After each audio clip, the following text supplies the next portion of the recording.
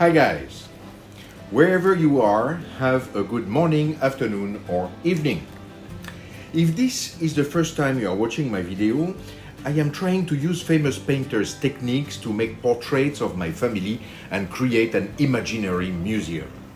If you are a returning viewer, you know that you can comment with your challenges or requests, and that if you follow my little advice and make a portrait yourself, I would like to see it on social media with the hashtag MGFCPaint for my gig family cotton paint. We are slowly approaching the 5,000 subscribers, so continue liking, sharing and spreading the good work. Okay, this is a request that came from your comment. You guys would like to see me try to paint like Norman Rockwell. Let's see.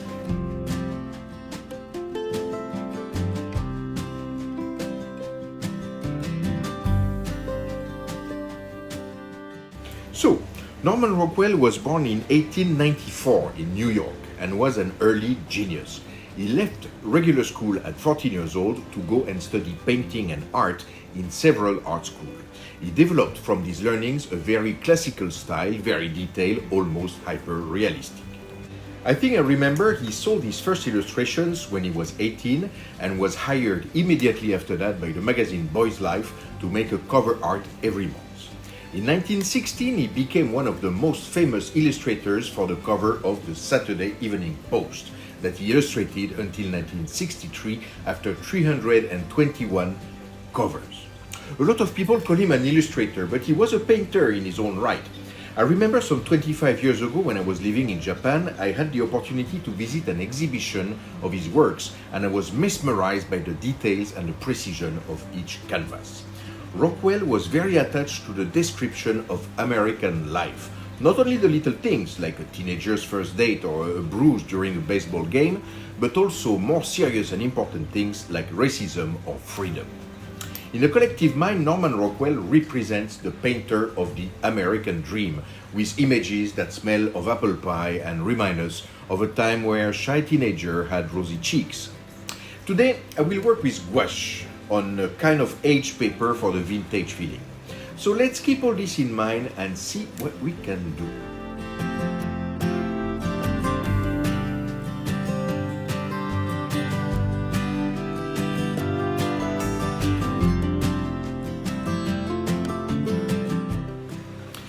We of course need a subject that emphasizes the American life, let's say of the 50s or 60s, and I thought the interaction with two characters would be better. So my second son and I looked for our most American look possible.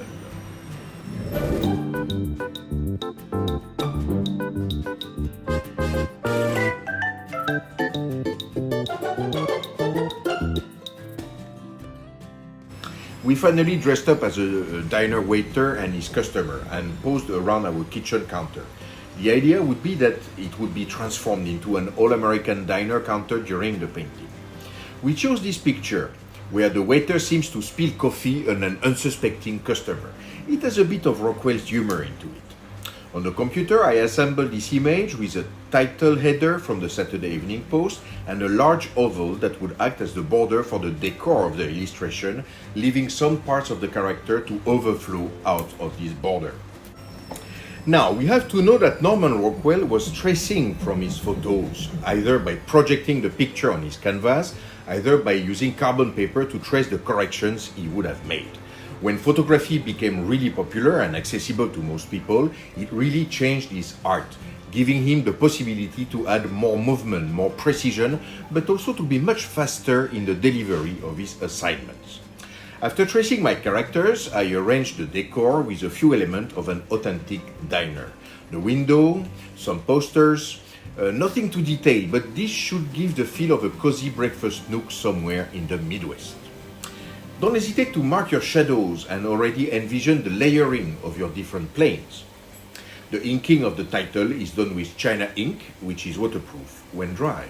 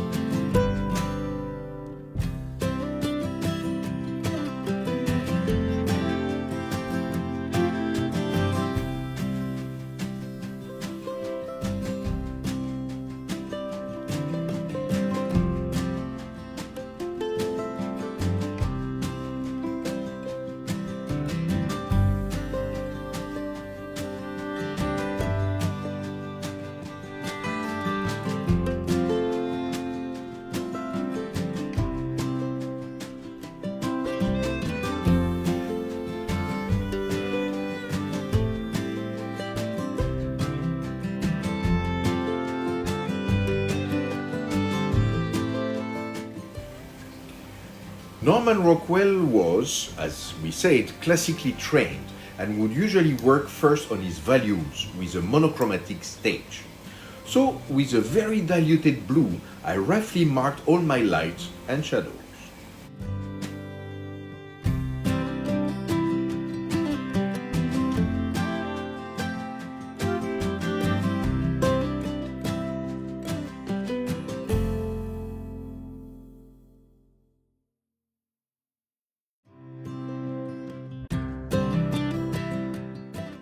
Let's give an indication of the color so we can have a good harmony for the whole picture. This is not the time to work in detail yet, but simply to arrange things in a way that all the colors work together. The palette I'm using is warm, mostly yellow and yellow ochre with a touch of red. We sometimes go towards a bit of green or khaki in the shadows, but all in all the idea is to convey the warmth and cozy ambience of the place. I also sketch quickly, but not in details, the outside of the diner as seen through the window.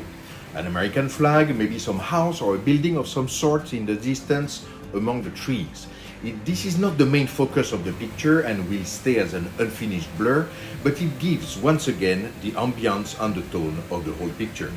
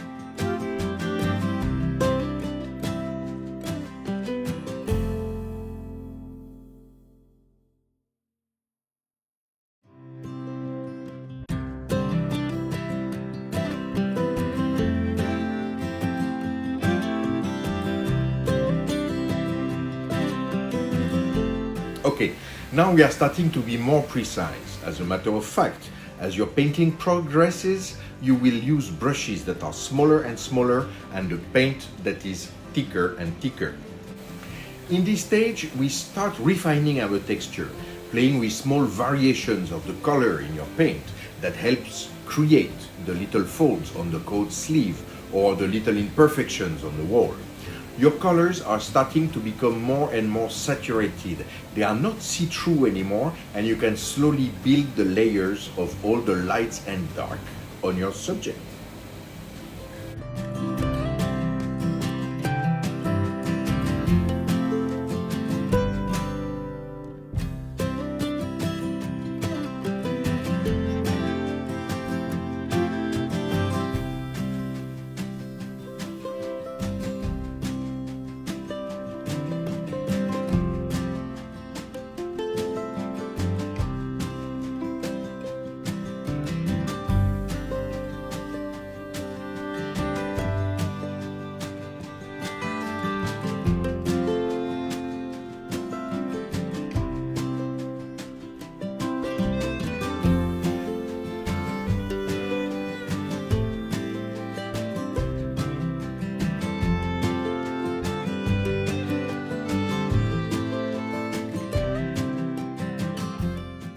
Something that strikes me as typical in Norman Rockwell's work is the real 3D effect that we perceive from his paintings. There is indeed a real and deep work on the shadows. So now is the time to adjust them. We are not, of course, in a situation of chiaroscuro like Rembrandt, but the shadow should create a real difference between background and foreground to put everything in perspective.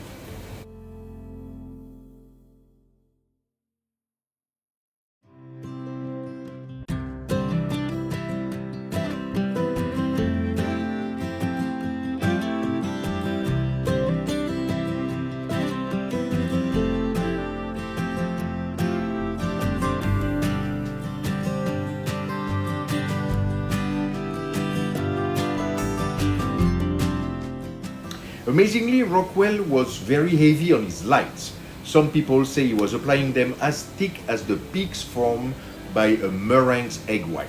Why? Because he knew his work would be photographed and reduced to fit the printing press, and that these little bumps here and there would look like the details and variations of the light we see in real life. So be bold.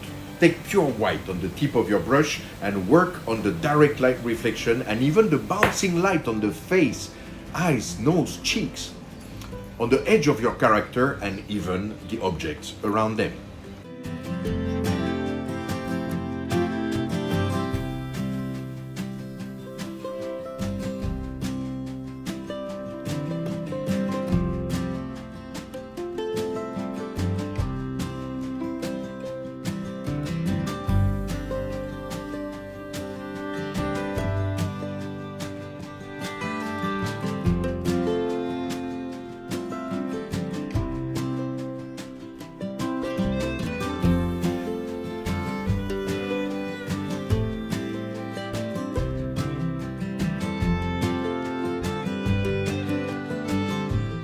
It is now time to bring the whole image together. Mark some shadows a bit more heavily if they need to. Adjust the color transition between an object and its environment. There is no big structural change at this stage, but we should still be able to fine-tune the painting.